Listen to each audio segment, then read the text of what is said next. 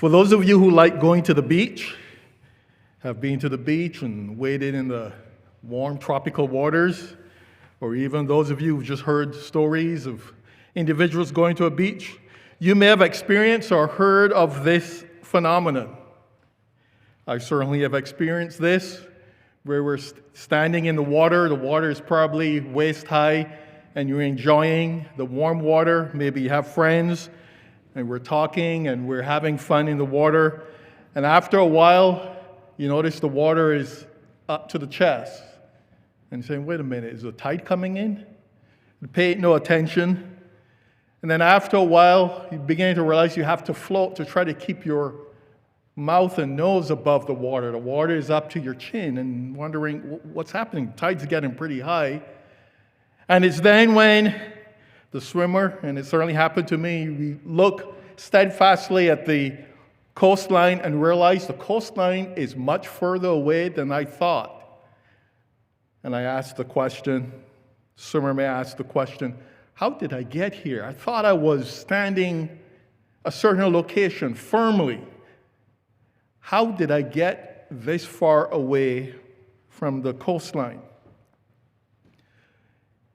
The phenomenon I'm talking about, certainly there's water that can push you, but I'm thinking of where you're standing on the sand and we're not realizing that that sand is moving.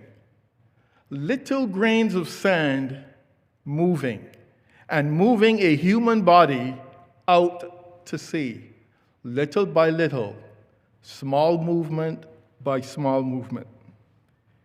And it is so small you don't realize that we're moving away from where the swimmer thought, or the sunbather, or the beachgoer thought he or she was standing.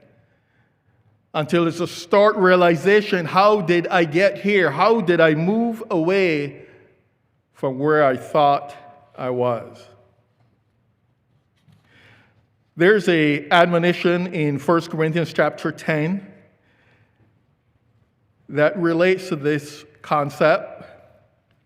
It is an admonition. Some people may look at it as a warning. I see it as an admonition, something to encourage us to be mindful of. So let's turn to 1 Corinthians 10.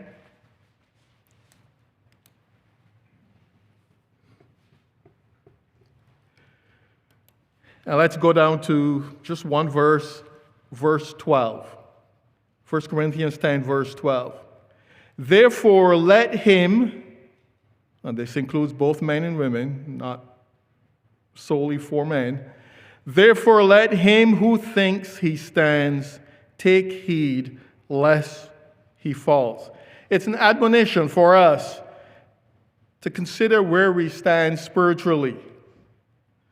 To be sure that as we live our lives every day, we make decisions, we take action, that we understand on what ground, on what are we standing on.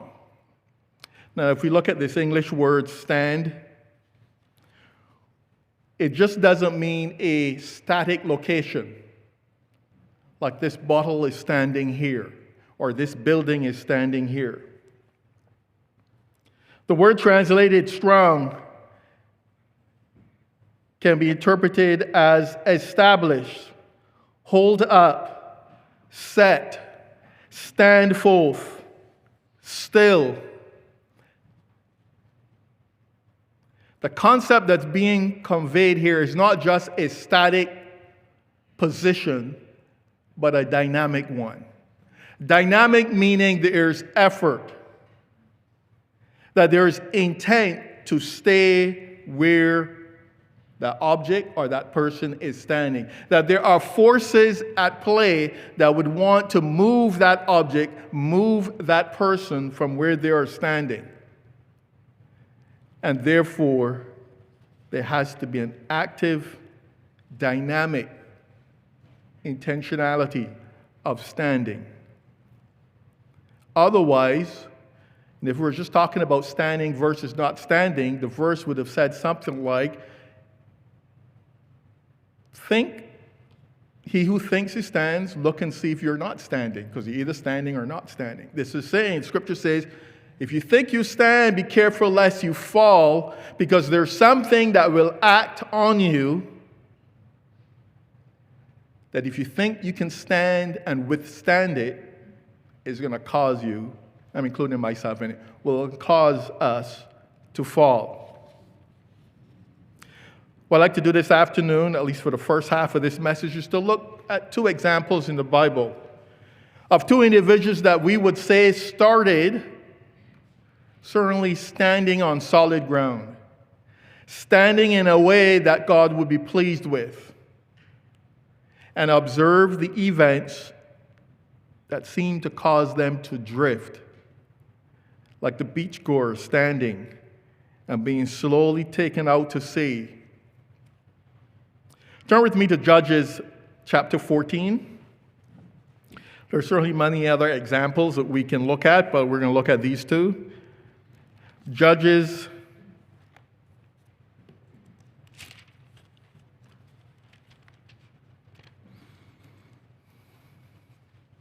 Judges 13.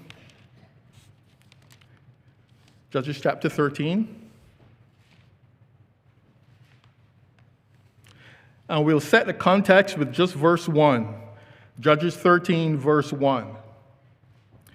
Again, the children of Israel did evil in the sight of the Lord, and the Lord delivered them into the hands of the Philistines for 40 years. So here we have the children of Israel.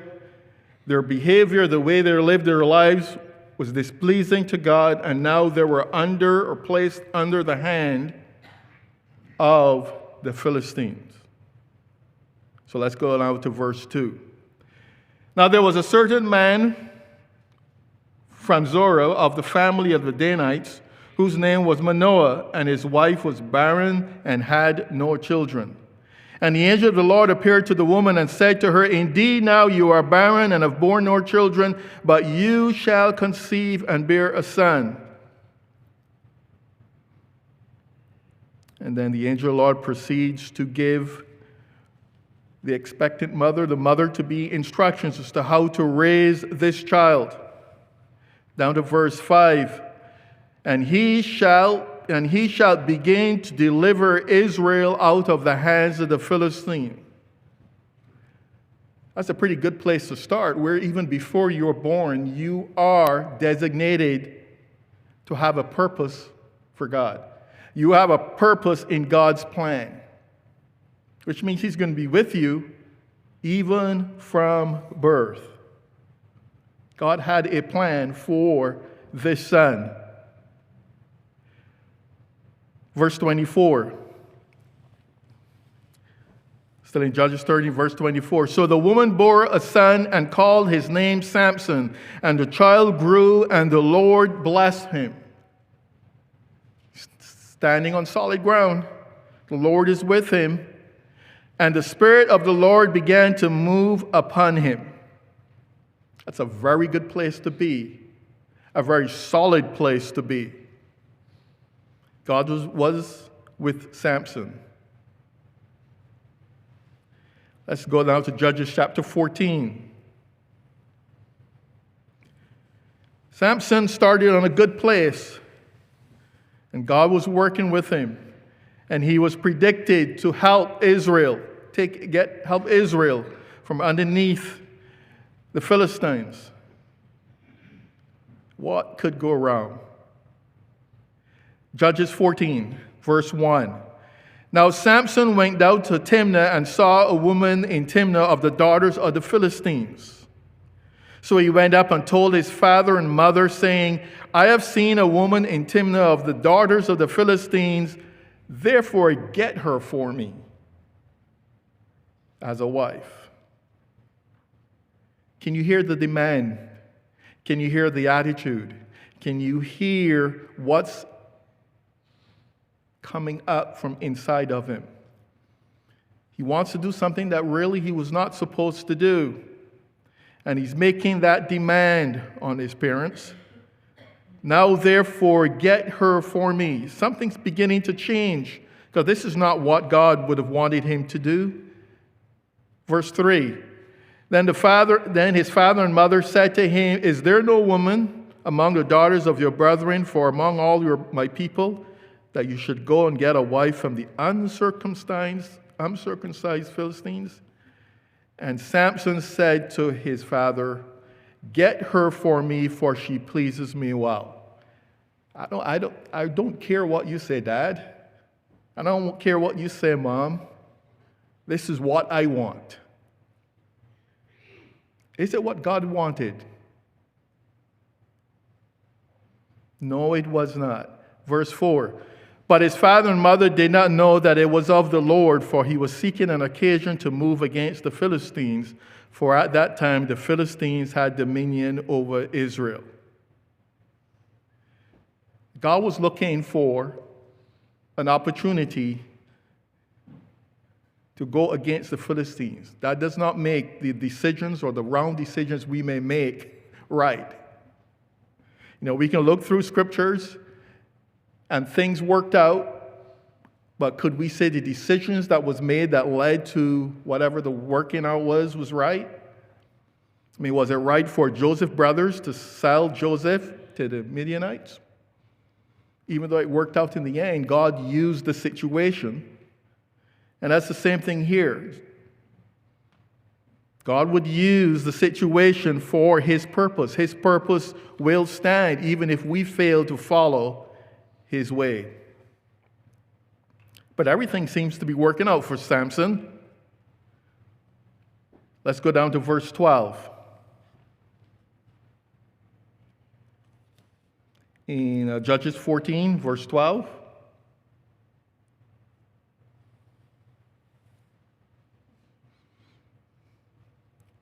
So Samson now is going to pose a riddle.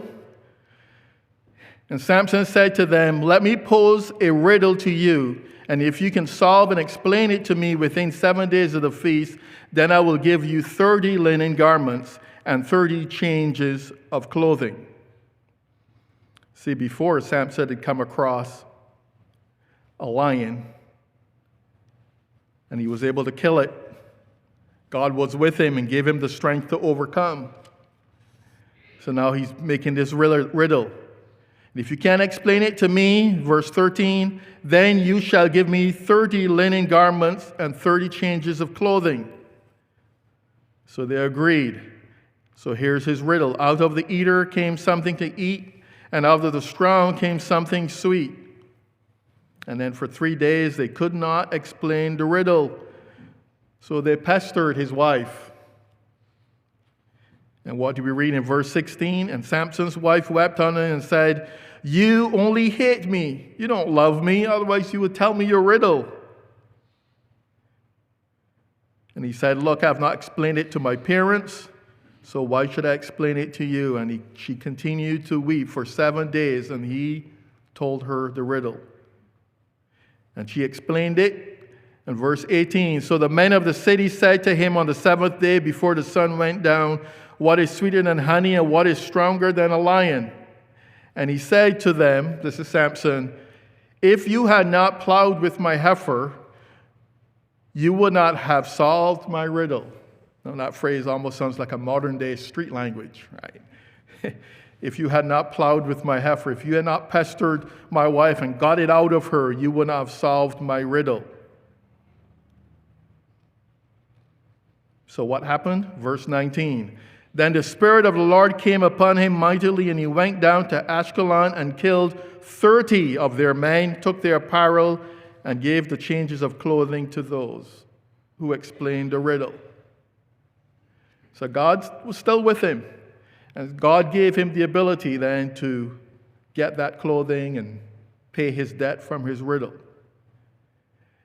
Did Samson stop and think about what had just happened? And think about where he was versus where he should be, and realize that something was changing. Something was happening. Let's go over to chapter 15.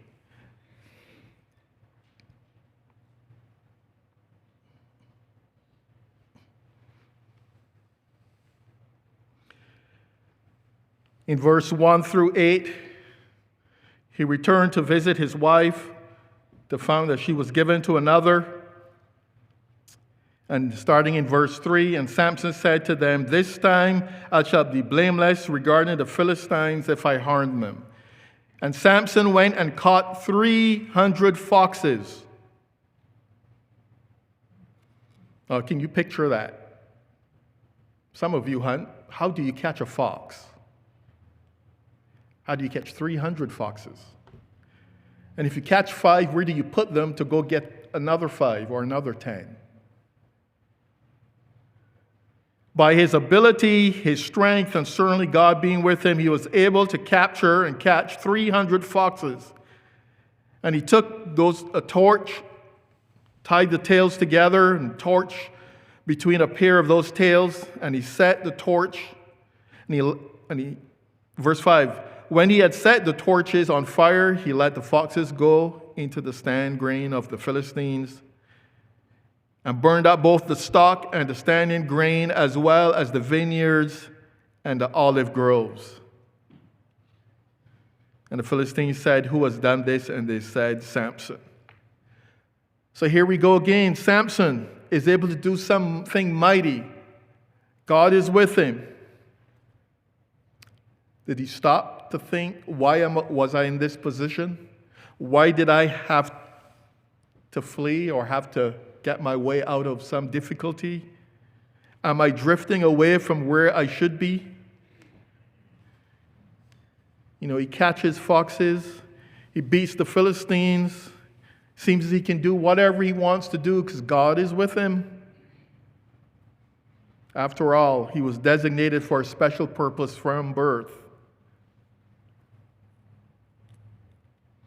Let's drop down to verse 14 in Judges 15.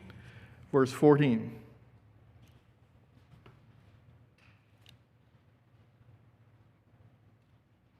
Context here is the Philistine goes up to the camp of Judah. Judah is worried. They went to arrest Samson. They made an agreement with Samson that he'll tie Samson up, and deliver him to the Philistines. So picking up in verse 14. When he came to Lehi, the Philistines came shouting against him. Then the Spirit of the Lord came mighty against him. See, no matter what he does, God is with him. God is helping him out. God is coming to his side. And the ropes that were on his arms became like flax that is burnt with fire, and the bonds broke loose from his hand. And he found a fresh jawbone of a donkey. Reaching out his hand, he took it and killed 1,000 men with it. What ability, what strength. And then Samson said, with the jawbone of a donkey, heap on heaps, with the jawbone of a donkey, I have slain 1,000 men. Sometimes even if we are drifting a little bit, God does not necessarily forsake us immediately. He still works with us and still looking for us to stop and ask ourselves, how did I get in this situation? Have I drifted away from where I should be? At this time, Samson must be saying, everything's good. I do what I want. And when I find myself in trouble, God is there to help me. All must be good. Judges 16. Let's go to Judges chapter 16.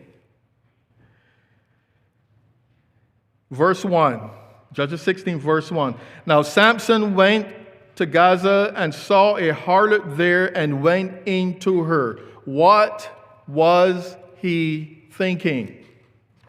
How far has he drifted from being one, I want to use the word ordained by God before birth, to work a purpose against the Philistine? How far has he drifted that he is making a decision like this? Verse 2. Then when the Gazites were told Samson had come there, they surrounded the place and laid in wait for him all night at the gate of the city. and were quiet all night, saying, "In the morning, when it's daylight, we will kill him." And Samson laid low until midnight. Then he arose at midnight, took hold of the doors of the gates of the city and the two gate posts, and pulled them up, bar and all, putting them on his shoulders and carrying them to the top of the hill that faced Hebron. Once again, in trouble, lay hold of the gates, pull everything up off of the ground, put it on his back, and march up the hill. Everything must be okay. I can do what I want. I always get out of trouble.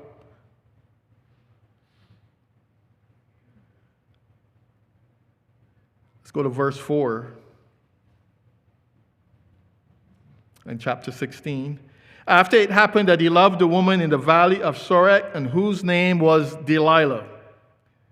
And the Lord of Philistines came to her and said to her, "Entice him, and find out where his great strength lies, and by what means we may overpower him, that we may bind him and afflict him, and we will give you 1,100 pieces of silver."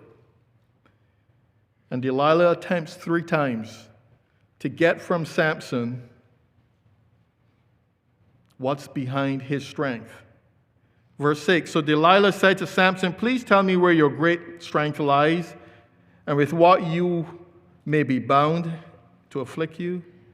And Samson said to her, "If they bind me with 7 fresh bowstrings, not yet dried, then I shall become weak and be like any other man." So the Lord of the Philistines brought up to her 7 fresh bowstrings, not yet dried. And it says here, and she bound him. So it's not like she opened the door and let soldiers in, and the soldiers were the ones doing the binding. She did the binding. Now men were laying in wait, verse 9, now men were laying in wait, staying with her in the room, and she said, "The Philistines are upon you, Samson." But he broke the bowstrings as a strand of yarn breaks when it touches fire. So the secret of his strength was not known. When he escaped, did he stop and ask the question, "How did I get here?"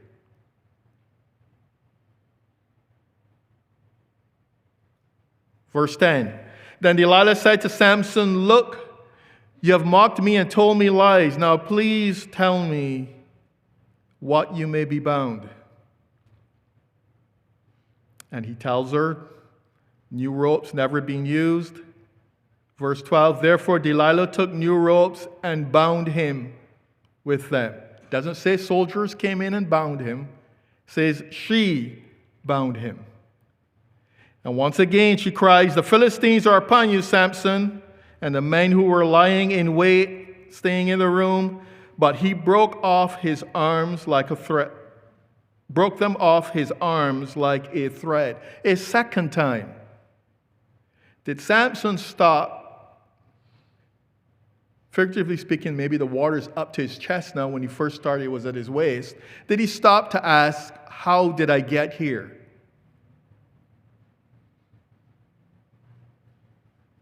Doesn't seem that way.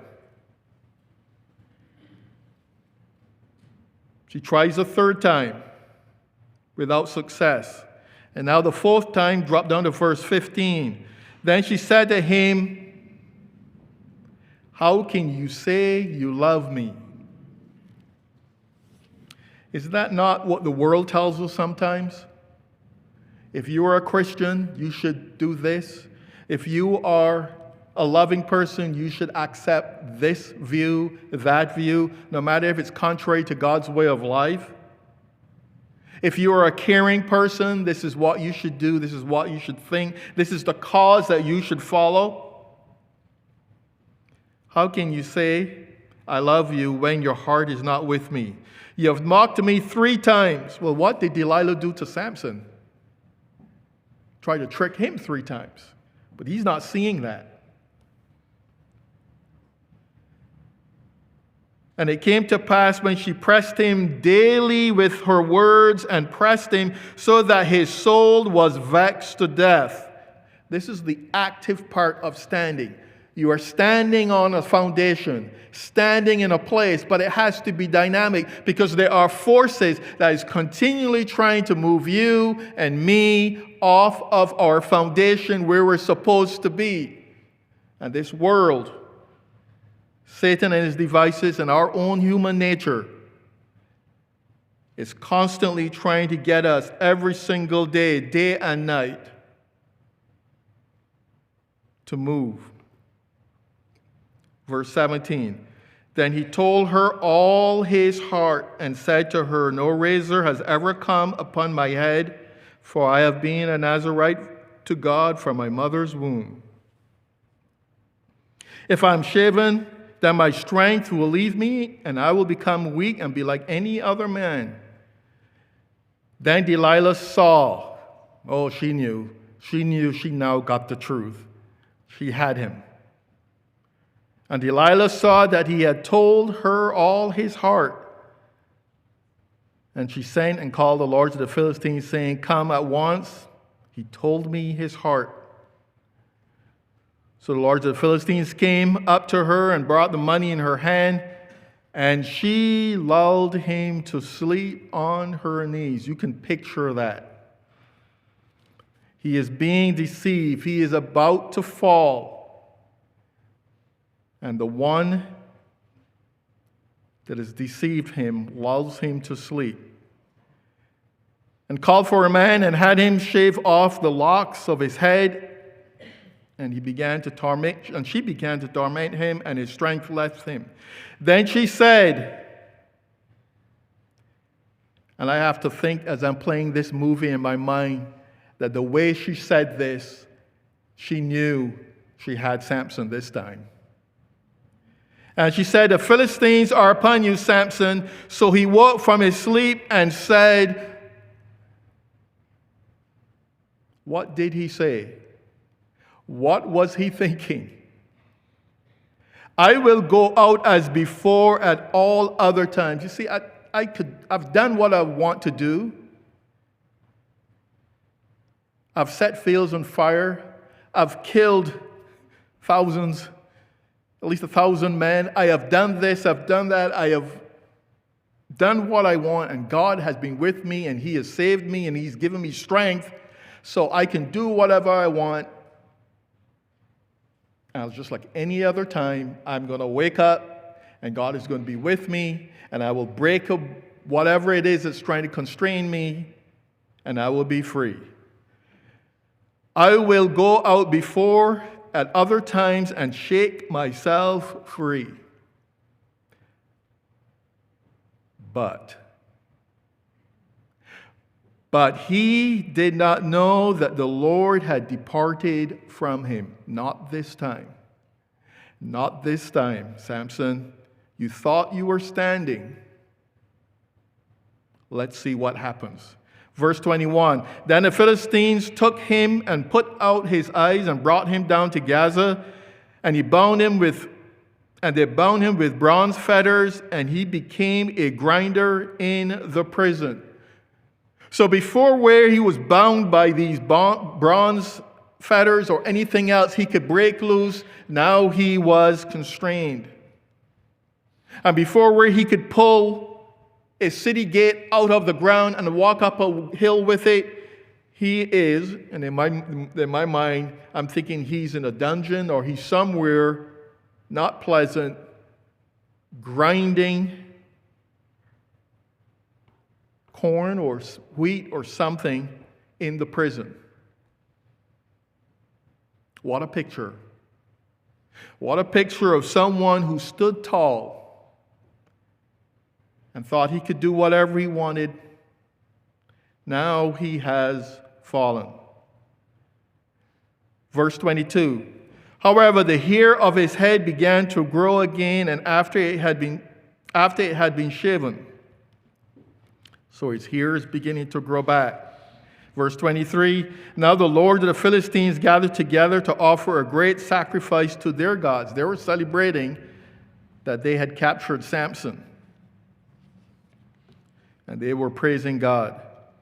Let's go down to verse 25. So it happened when their hearts were merry that they said, "Call for Samson that they may perform for us." So they called Samson from the prison, and he performed for them, and they stationed him between the pillars. Then Samson said to the lad who held him by the hand.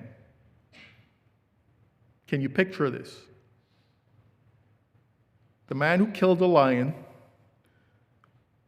killed 1,000 soldiers with the jawbone of a donkey, lifted a gate out of the ground from the city, and now he is being led around by a little child. Then Samson said to the lad who held him by the hand, "Let me feel the pillars which support the temple so that I can lean on them." Now the temple was filled with men and women. All the lords of the Philistines were there, about 3,000 men and women on the roof watching while Samson performed.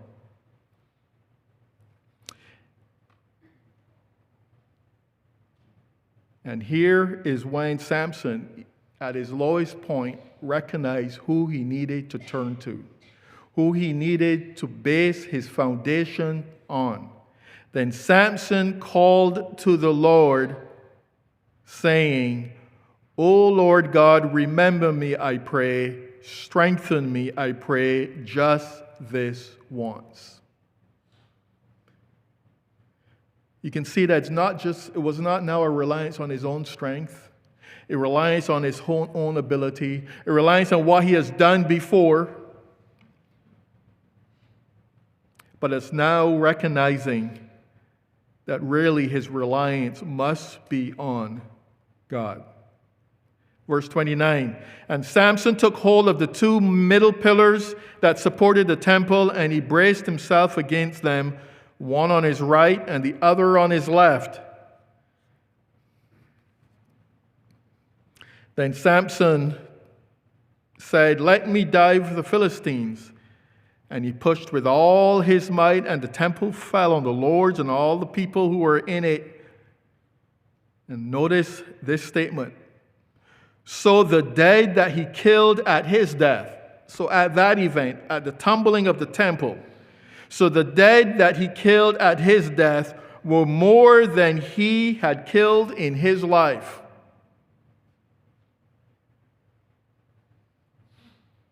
Isn't it often that when we step back and not rely on our own strength and our own ability, and we look at the past and we see the things we've been able to overcome or survive, and we attribute it to God, not to our own ability, that we then can be used by God to do good things, great things. When he was humbled and he cried out to God and said, "O Lord God, remember me, I pray," he was now looking to God. He was now looking back at the place he should have been. And in doing that, he was able to accomplish a great thing. Verse 31, and his brothers and all his father's household came down and took him and brought him up and buried him. It's a lesson for us. You know, whether we want to put ourselves in the category of first-generation Christian, second, third, fourth, whatever it is, God has placed us in a certain spot, a certain position. And we have to stand there. But it's not static, it's dynamic. There are forces acting on every one of us, wanting us to move off from where God has placed us. Sometimes it might be a dramatic attempt, but often it's small, like a little grain of sand, moving that beach goer little by little away from the seashore, from the shoreline, out into the sea. And before we know it, we ask, how did I get here? How did I get here? Second example, let's turn over to that we'll look at is 1 Samuel chapter 16. 1 Samuel chapter 16.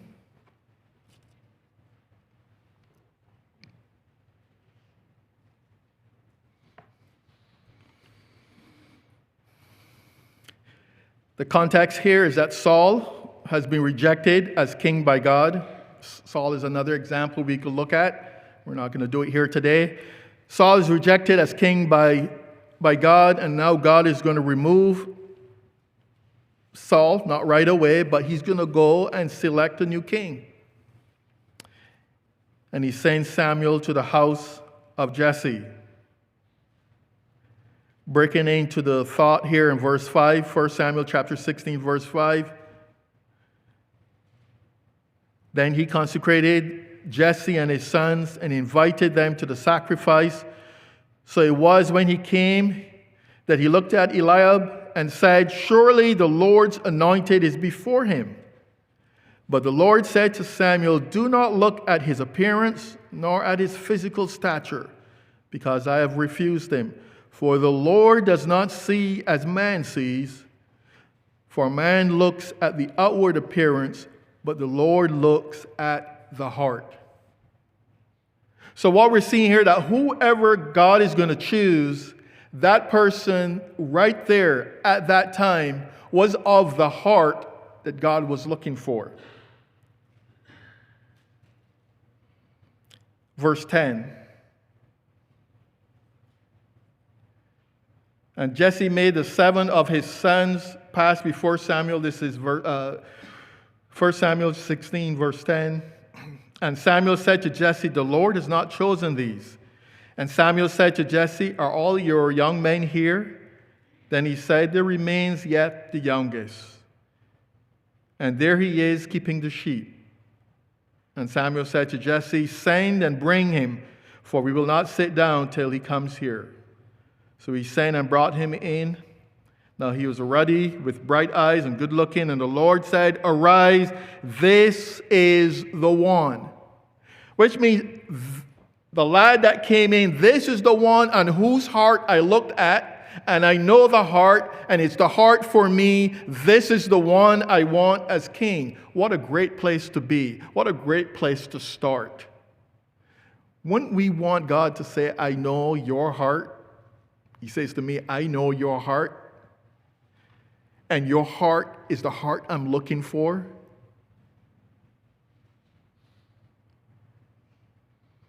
Whether you were like me, as we use the term, called into the church, or whether you grew up in the church, we want to be at this same state, that God can say to each and every one of us, "This is the one. You are the one for my plan.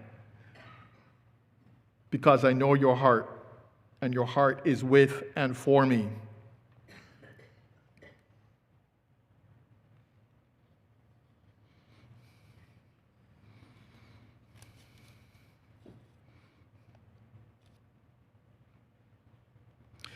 Verse 13, so Samuel took the horn of the oil and anointed him in the midst of his brothers, and the Spirit of the Lord came upon David from that day forward.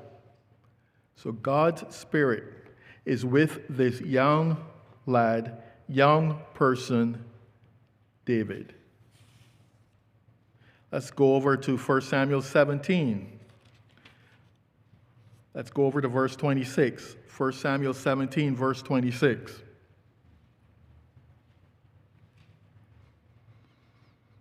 The Israel army is in fear because they are up against the Philistines, and they have a warrior by the name of Goliath who's poking fun at them, who's challenging them, and they're all, as the saying goes, quaking in their boots or quaking in their armor.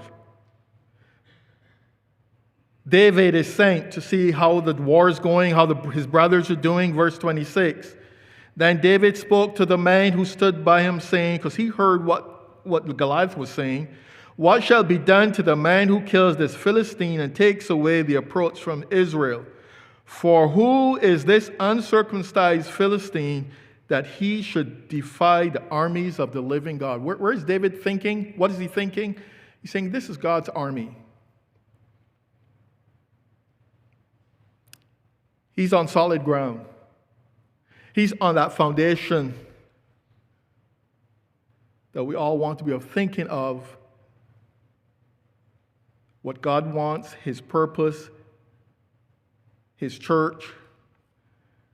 This Philistine is defying the armies of the living God. He's not saying he's defying the armies of me because I'm going to be king someday and this will be my army. How could he speak to that? Speak against me? No, it's about the living God, the armies of the living God. And the people answered him and saying, so shall it be done for the man who kills him. His brother chastises him, but David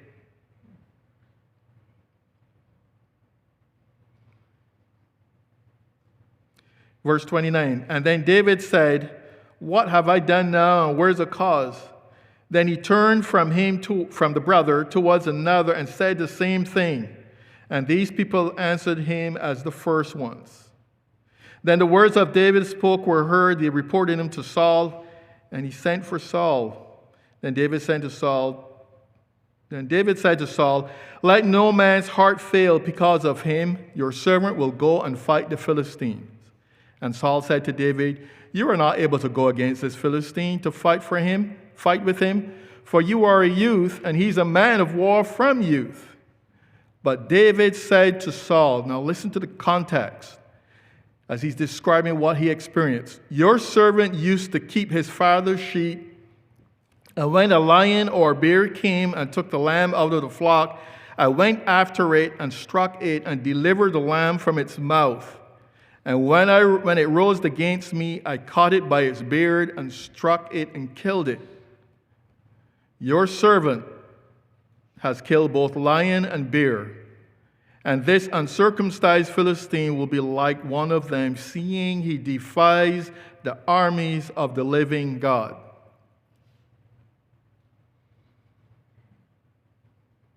He's going to give credit to God. He's not, I killed a bear and I killed a lion, and I'm strong, and I can do this.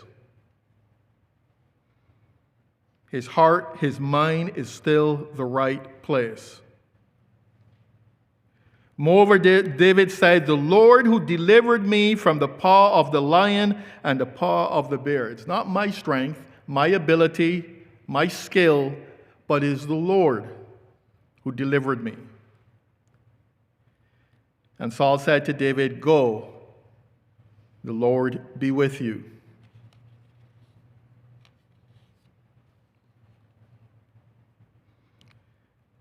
And David went out then to face Goliath. So let's go down to verse 42, still in 1 Samuel 17. And when the Philistines looked about and saw David, they disdained him, for he was only a youth. So the Philistines said to David, am I a dog that you come with me with sticks? And the Philistines cursed David. And the Philistines said to David, come to me, and I will give your flesh to the birds of the air and the beasts of the field. Then David said to the Philistine, you come to me with a sword, with a spear, with a javelin. That's what was facing David. But where was his mind? Where was he grounded? But I come to you in the name of the Lord of hosts, the God of the armies of Israel, whom you defied. This day the Lord will deliver you into my hands, and I will strike you and take your head from you. Yeah, he had to physically do something, but he knew that he relied on God to do it. And we can read the story that he struck Goliath down. Let's go to verse 50. Still in Samuel 17, verse 50. So David prevailed over the Philistine with a sling and a stone and struck the Philistine and killed him.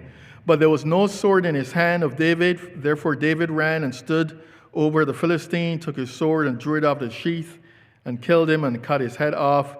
And when the Philistines saw that his champion was dead, they fled. Let's recognize that this was not an ordinary sword. This was not standard military sword. If you read about this Philistine Goliath, depending on who you read, he was 9 to 11 feet tall. 9 to 11 feet tall. Early in the chapter, we read that his coat weighed 5,000 shekels. That's about 125 pounds. Can you imagine putting on clothing and that clothing adds 125 pounds to you? That was his armor. He had a spear, and just the spearhead was 600 shekels, which is about 16 to 17 pounds, just the head of the spear. So when he withdrew that sword, that was not an ordinary sword. That was not standard issue sword. And when he had to draw it out of the sheath, you could think that that sheath was not ordinary standard sheath as well. God helped him with that because he was standing the right place. He was standing on solid ground. He had the heart that God was looking for, and God made him king.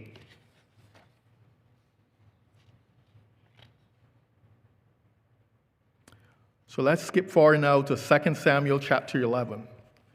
2 Samuel chapter 11.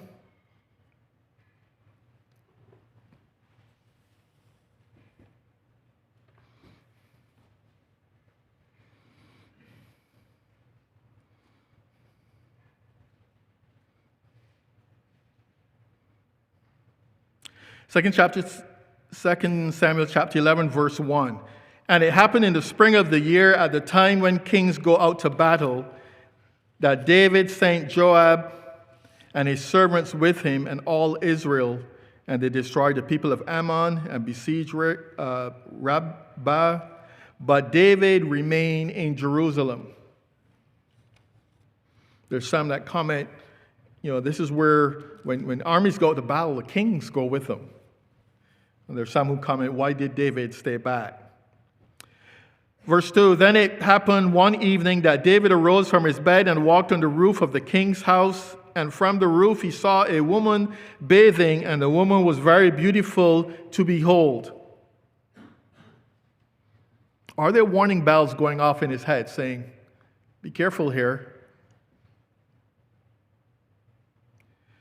3, verse 3, so David sent and inquired about the woman, and someone said, is she not Bathsheba, the daughter of Eliam, the wife of Uriah the Hittite?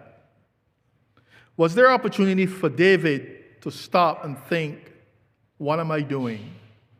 Where am I? Am I still on the firm foundation that I started on?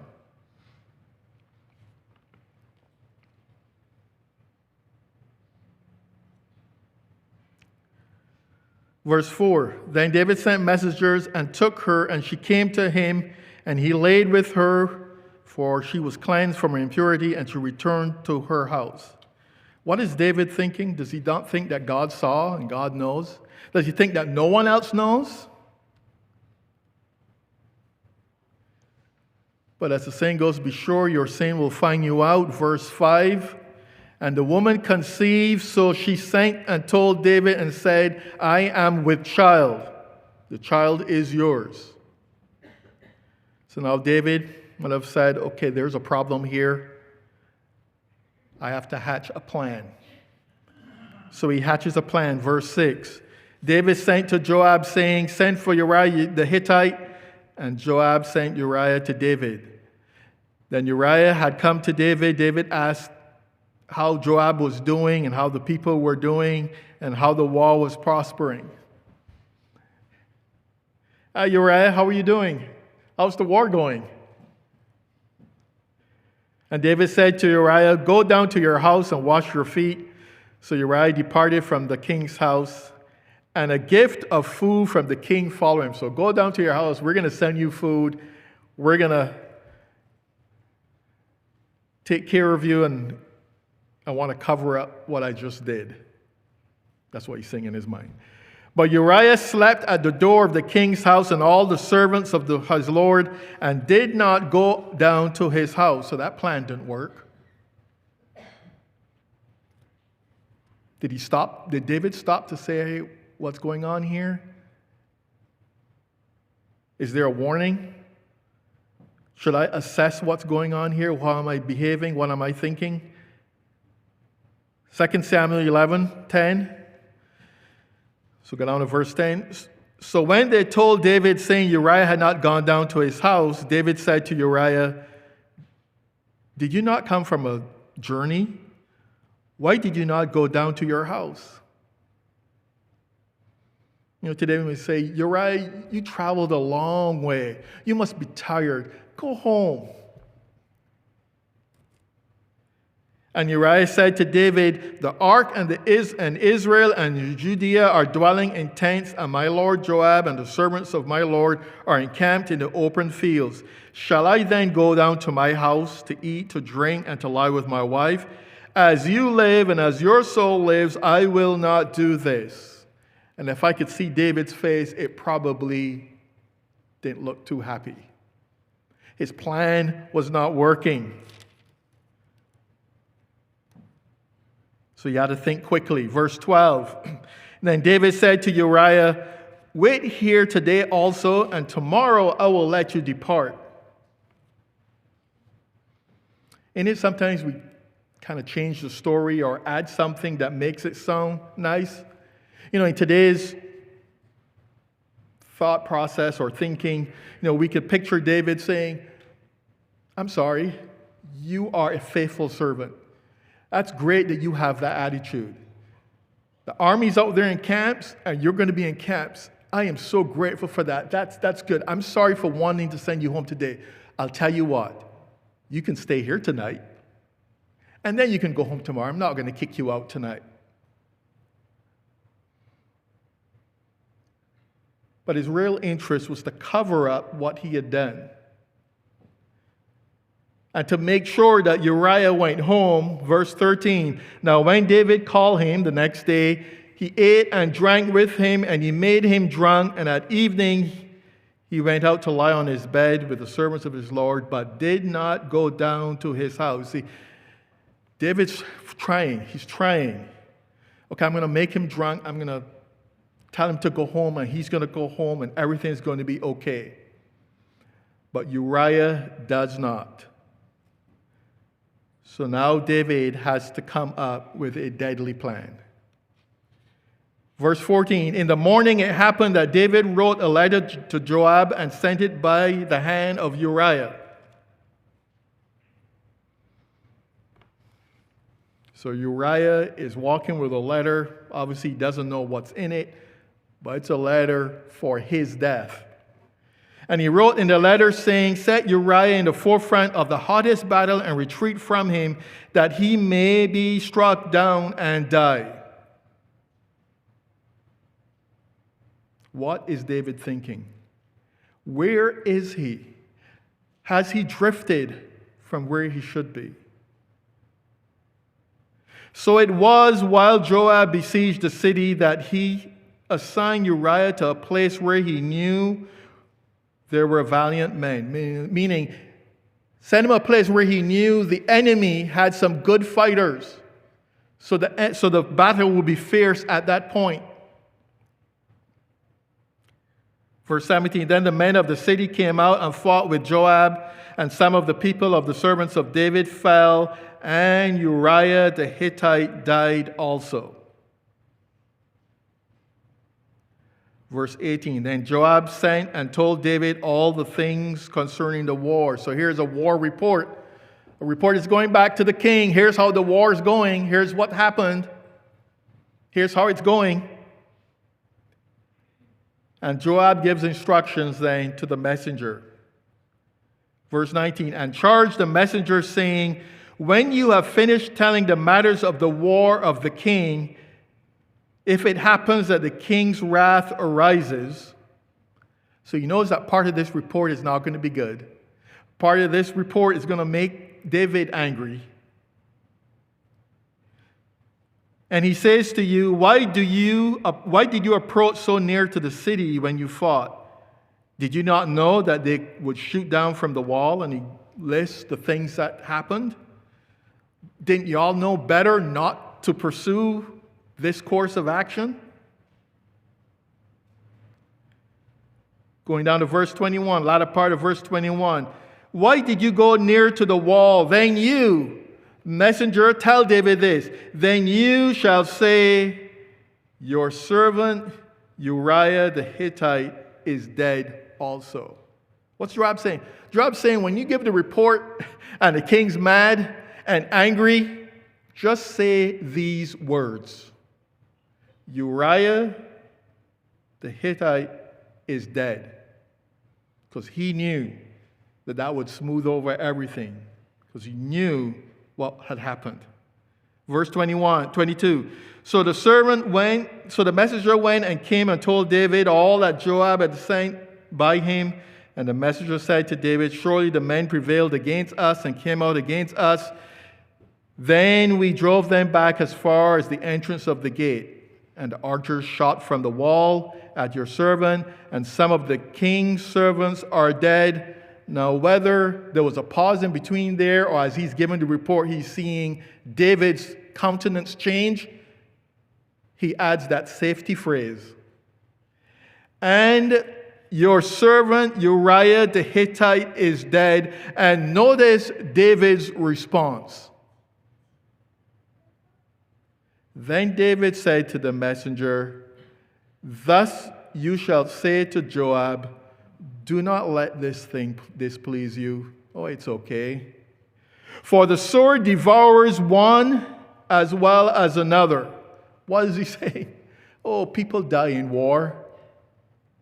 One person can die just as well as the other. Uriah's dead. It would have been somebody else. Don't worry about it. Don't be so displeased about how the war is going. What is David thinking? Consider his actions. Consider how he is viewing this. Is this where he should have been? "Do not let this thing please you, for the sword devours one as well as another." Uriah's dead? Oh well. People die in war. We'll lose soldiers. It's expected. "Strengthen your attack against the city and overthrow it." Go forward and fight. So while David thinks that his cover-up worked, verse 26, when the wife of Uriah heard that Uriah, her husband, was dead, she mourned for her husband. He was not mourning for Uriah. He was happy. He thought his cover-up worked.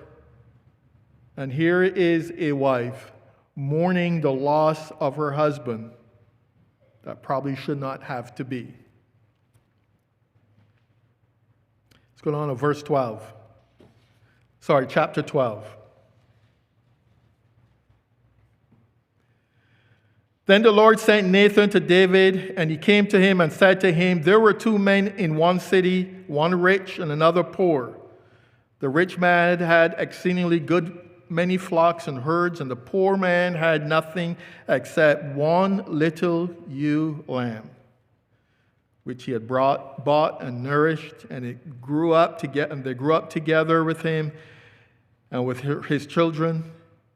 It ate of his own food and drank from his own cup and laid in his bosom, and it was like a daughter to him." We certainly can picture that. And many of you who are pets can picture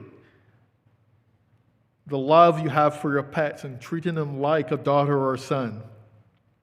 "And a traveler came to the rich man, who refused to take his own flock and from his own herd to prepare one for the wayfaring man who had come to him, but he took the poor man's lamb and prepared it for the man who had come to him." Verse 5, "So David's anger was greatly aroused against the man, and he said to Nathan, 'As the Lord lives, the man who has done this shall surely die. David could see the injustice. David could see, with this story, the wrong that was done.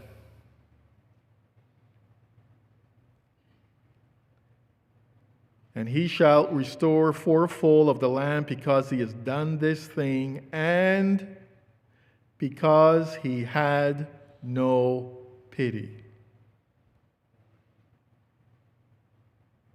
And while David is writhing in anger and disgust at this rich man and what he had done, Nathan delivers the message. You are the man. And there are times in our lives, it can be from an individual, it can be from study, it can be from meditation, that God delivers to us a message that says, you are that man, or you are that woman. Look at where you are. Look at where I am. Am I where I should be? Or have I drifted out into sea and no longer firmly planted where I thought I was? And David realized what he had done. And we know of Psalm 51, an expression of repentance. And he recognized that whatever he did, everything he did was really sin against God. And he had to get back to God and being of the heart and of the mind that God was looking for. When he said, I'm looking for someone with a specific heart. And David was that person in the field looking after the flocks. These are two examples of lessons for us that we need to consider every single day. Where we stand, how we stand. Because every single day we are bombarded from Satan and his devices. We are bombarded by society, whether it be at school, at work, on social media, in the news. And our own human nature keeps hitting at us to get us to move from the foundation on which God has placed us. And what should we do? Just two general comments or ideas to consider. Number one, consider where we stand. How do we make sure that we stay where God wants us to be? Is to consider where we stand. Matthew chapter 7. Matthew chapter 7. These 2 points can have their own individual messages, but we're just going to bring them out as an overall approach as we analyze and we look at our lives every day. We look at events that occur in our lives and we ask, am I doing the right thing? Am I saying the right thing? Am I making the right decisions? Number one, consider where you stand. Matthew chapter 7, verse 21. Not everyone who says to me, Lord, Lord, shall enter into the kingdom of heaven, but he who does the will of my Father in heaven.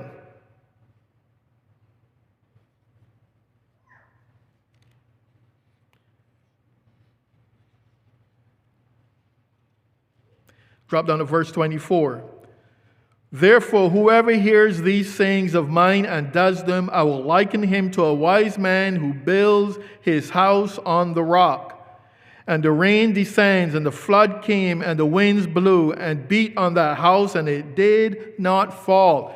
It stood, and it withstood the forces that wanted it to fall. And it did not fall, for it was founded on the rock. But everyone who hears these sayings of mine and does not do them will be like a foolish man who built his house on the sand. And the rains descended, and the floods came, and the winds blew and beat on that house, and it fell, and great was its fall. You see, the test of our foundation is not necessarily when it's all bright and sunny. The test of our foundation is when the rains come, and when the floods come, and when the winds blow. And there are challenges from this world. There are challenges Satan puts in front of us. And there is a challenge from our own human nature. That we stand, not just static stand, but active stand. That the forces that would get us to move off of the rock that we've been placed on will not prevail. So if we consider where we're standing and make sure we're standing on the rock, then when the challenges come, the temptations come, the trials come, the persecutions come, we will stand. We will not fall. So consider where we stand, and then secondly, consider how we stand. Secondly, consider how we stand. Ephesians chapter 6, verse 11. Ephesians 6, verse 11. Put on the whole armor of God that you may be able to stand against the wiles of the devil. And we can read about what the armor of God is like. Not only are we standing, but we are equipping ourselves to fight against the forces that would want us and want to get us to move away from standing, from being on that rock. Not our own skills and not our own abilities, but it's the blessings from God and the strength He gives us and the support He gives us that allows us to stand. And therefore, then, when we go down to Ephesians 6, verse 13, Ephesians 6, verse 13, therefore, take up the whole armor of God that you may be able to stand in that evil day. And having done all, examining every day, where do I stand? What are my decisions based off of? What are my conversations based off? What are my actions based on? That we can see it's based on the rock. It's based on God's way, His laws, the life, the example life that Jesus gave us. And then we can see that we are prepared to fight, to stand. That we put on the armor of God and we are fighting against those forces. And then when we do that,